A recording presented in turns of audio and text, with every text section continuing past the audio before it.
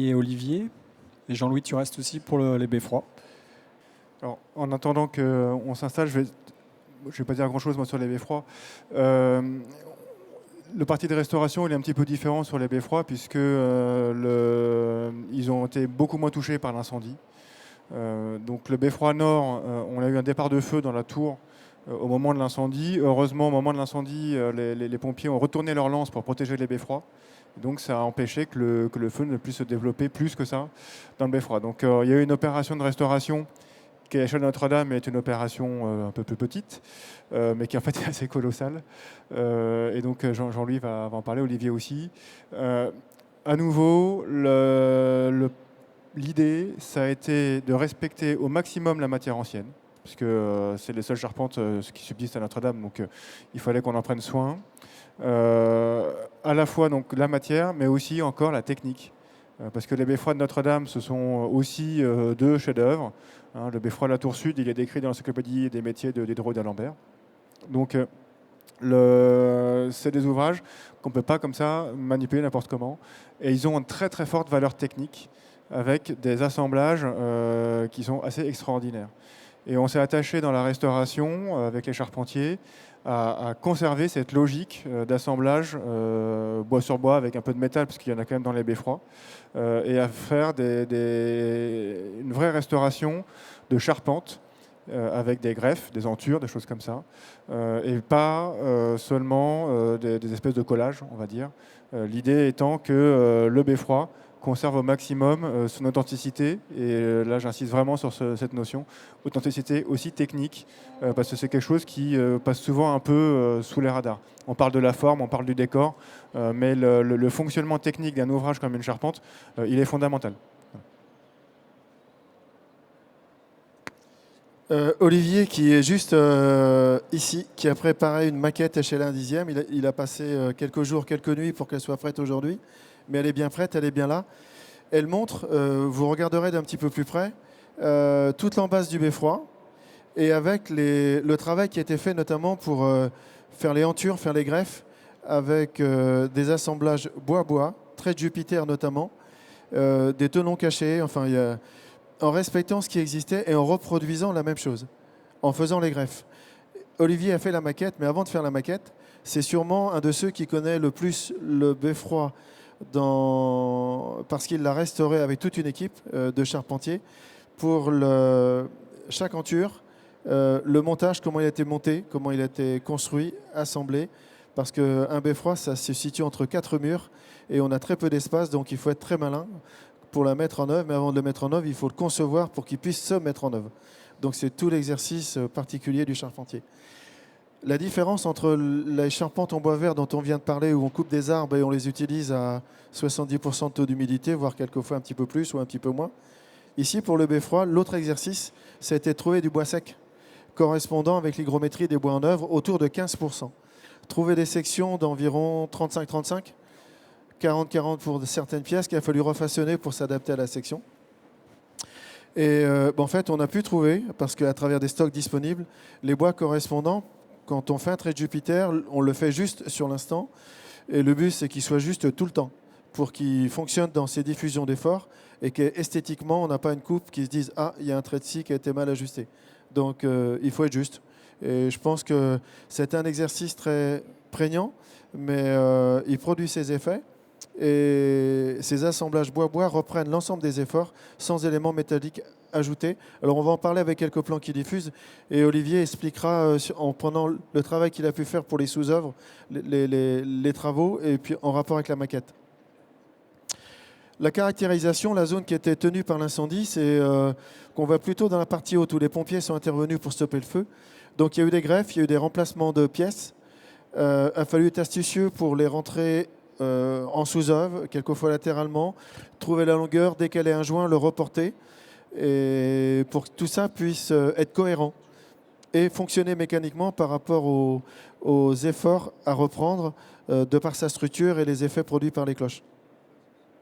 Donc il y a tout type de section, tout type de bois, en longueur et en largeur.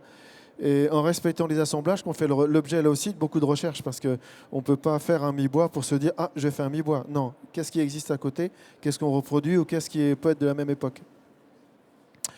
Donc tout a été caractérisé dans différents endroits. On a vu la zone brûlée sur la partie ici, la principale. Et puis là, on commence à voir les pièces du bas, parce que la hauteur du beffroi, à gauche, vous avez l'élévation complète, et à droite, vous avez quelques détails que l'on voit sur différentes élévations. On voit les hantures positionnées. Toutes les pièces ont été reprises.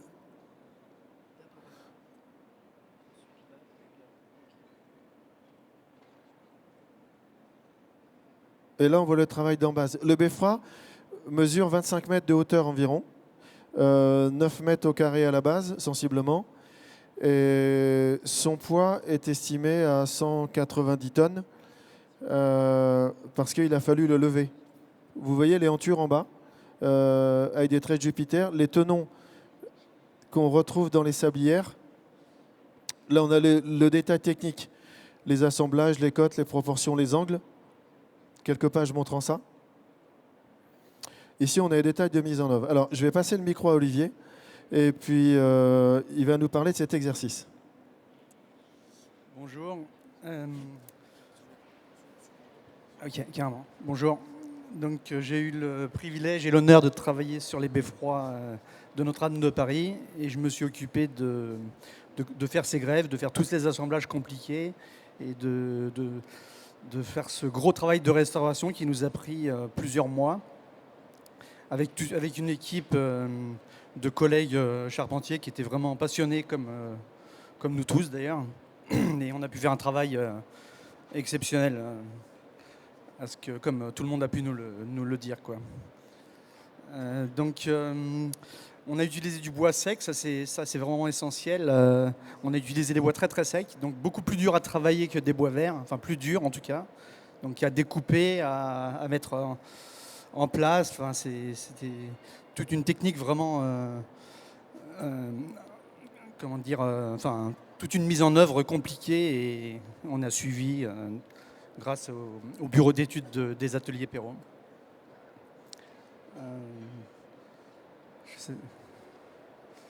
Donc on voit tous nos assemblages, là toutes les parties. Donc en fait on a greffé le moins de pièces possible. On a remplacé vraiment ce qui était indispensable de remplacer. Donc sur certaines parties on a enlevé 1 mètre de bois abîmé et on a fait des greffes donc sur une longueur de 1 mètre en rajoutant des pièces neuves. Et sur certaines beaucoup plus. On a changé des pièces en intégralité parce c'était indispensable. Et toujours dans l'esprit de respecter les assemblages existants, les sections et laisser nos traces, le moins de traces possible de machines, parce qu'on utilise certaines machines pour le perçage et pour les mortaises, entre autres. Et on privilégie l'utilisation d'outils manuels. Et voilà, je ne sais pas quoi dire. Alors en fait, Olivier est un peu trop modeste. On est intervenu un peu vite parce qu'en fait, on a restauré les deux beffrois. On a restauré le beffroi nord et le beffroi sud. Le beffroi nord, on l'avait regardé en détail, notamment c'est François Auger qui s'est occupé de cette partie-là. On l'avait regardé en détail après l'incendie et on avait donc vu à la fois les problèmes liés à l'incendie, mais aussi un pourrissement généralisé des sablières. Comme on a eu le temps quand même un petit peu, malgré le délai un peu serré, de préparer le chantier, on a eu la possibilité en fait d'organiser le levage du beffroi. Donc c'est quand même pas rien de lever quasiment 200 tonnes, de manière à pouvoir respecter au mieux les assemblages qui existaient avant. Ce que vous venez de voir à l'instant, et ce qui est là, si je ne dis pas de bêtises, c'est le beffroi sud. Là, le beffroi sud, en fait, on a eu une mauvaise surprise en cours de chantier. Il a fallu qu'on le restaure en quelques mois seulement. On n'a pas trop eu le temps de se préparer parce qu'on s'est rendu compte aussi que les sablières étaient entièrement pourries alors qu'elles avaient déjà fait l'objet d'une restauration il y a une grosse dizaine d'années maintenant. Les bois paraissaient parfaitement sains de l'extérieur et en fait on s'est rendu compte que les couvertures étaient en mauvais état, qu'il y avait des fuites qu'on n'avait absolument pas vues parce qu'elles passaient derrière les bois et que ça avait pourri les sablières. Et donc on a dû organiser la restauration en urgence du beffroi. parce qu'en fait, les pièces étaient pourries à 80% à l'intérieur, sachant qu'elles marchent en compression à 80%, hein, donc, enfin à 20%. Donc on était à la limite de la rupture. Donc là, tout le jeu a été, c'est la maquette, de trouver un système pour maintenir la qualité technique des assemblages autant que possible, sans avoir à soulever le beffroi plus que quelques millimètres ou quelques centimètres, juste pour soulager les bois, pour pouvoir les couper.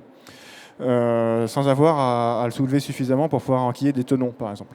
Et donc, d'où l'idée de ce puzzle. Alors, malheureusement, on n'aura pas le temps de le détailler ici. De ce puzzle où, en fait, il y a tout un système où il y a une seule méthode pour assembler les pièces les unes avec les autres et que les pièces se bloquent les unes les autres.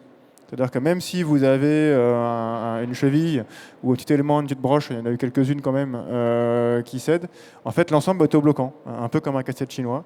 Et donc, vous avez une seule méthode pour pouvoir le monter et le démonter. Donc, à la limite, peut-être que c'est plutôt après la conférence. Pour ceux qui voudront s'amuser, vous avez la maquette là, essayez de la remonter. Voilà. Il y a une méthode et pas deux. Voilà. Alors, une petite difficulté aussi sur l'épure, c'est que là, on n'est pas sur une épure en atelier, on est en partie sur une épure qui se fait sur le beffroi lui-même, parce qu'évidemment, il est en œuvre, on ne va pas le démonter. C'est comme vous le voyez sur la maquette, le beffroi, il est tronconique, il n'est pas vertical. Donc, vous n'avez pas une seule pièce verticale sur ce beffroi, à part les poteaux médians. Et encore, même ces poteaux-là, ils ont déjà un plan qui est légèrement, qui rentre légèrement vers l'intérieur de quelques degrés. Voilà. Et ça, en fait, sur des pièces, sur des bois qui sont, sur des sections qui font 40-40, sur une hauteur de 25 mètres, en fait, ça joue au millimètre, en fait, quand vous taillez.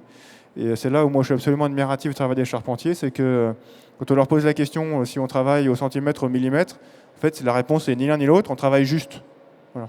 Et effectivement, comme vous dites, ça biche. Voilà. C'est-à-dire qu'il n'y a pas de jeu dans l'assemblage du tout. Voilà. Et c'est très impressionnant de voir ce travail qui a été fait. Voilà. Moi, je suis très, très admiratif de toutes ces compétences qui ont été mises en œuvre pour pouvoir restaurer ces beffrois. À nouveau, c'est un truc qu'on n'a pas encore assez dit, je pense, ou pas encore dit tout court. On n'a pas sacrifié, comme vous pouvez le voir, je pense, la qualité de la restauration au délai. On a mis le niveau très très haut. On s'est vraiment attaché à le maintenir du début à la fin.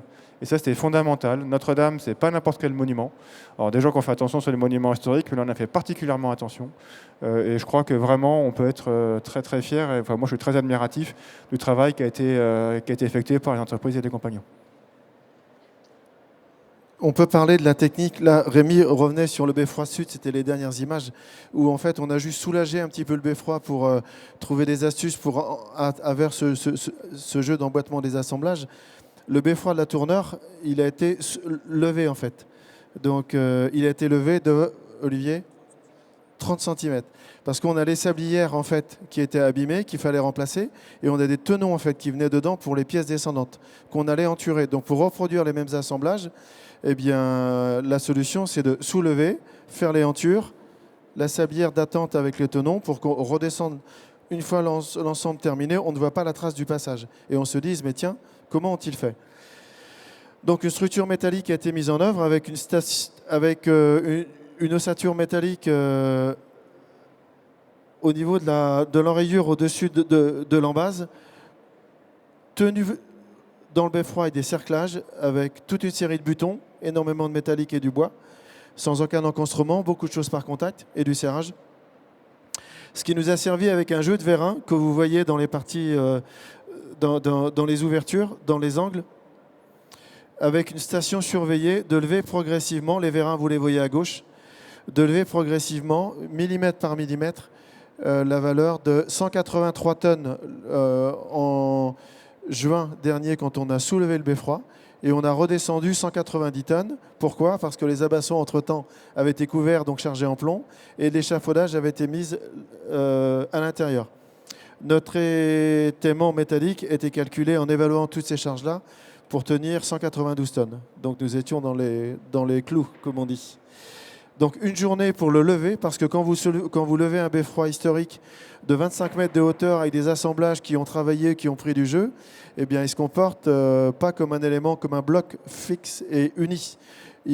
On lève d'un côté, il se pose une répercussion d'effort de l'autre, il faut le surveiller, il faut rééquilibrer. Donc la station permet dans les 4 angles d'avoir ces points de surveillance-là. Et puis on a également tout un système de détection qui ont été mis en haut du beffroi pour voir comment il se comportait lors du levage.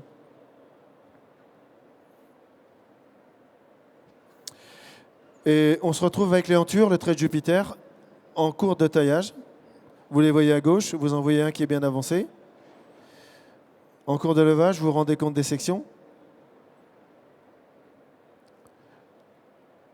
Avec la mise en teinte, prêt à redescendre pour l'assemblage. Et l'élément terminé. Redescendu une fois le beffroi reposé, a repris sa place sur l'embase pierre de taille. Et vous avez le trait de Jupiter avec les pièces là-haut et raccordé en teinte. Et le beffroi qui fonctionne de nouveau. Voilà. Olivier, la maquette, tu veux en dire quelque chose de venir la voir à la fin de la séance?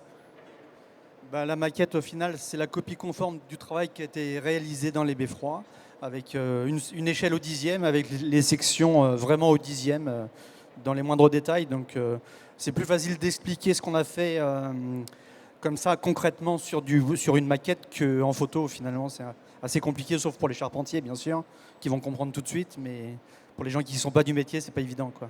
Donc, la maquette, là, je vais la démonter tout à l'heure. Et si ça intéresse certaines personnes, j'expliquerai ce qu'on a fait.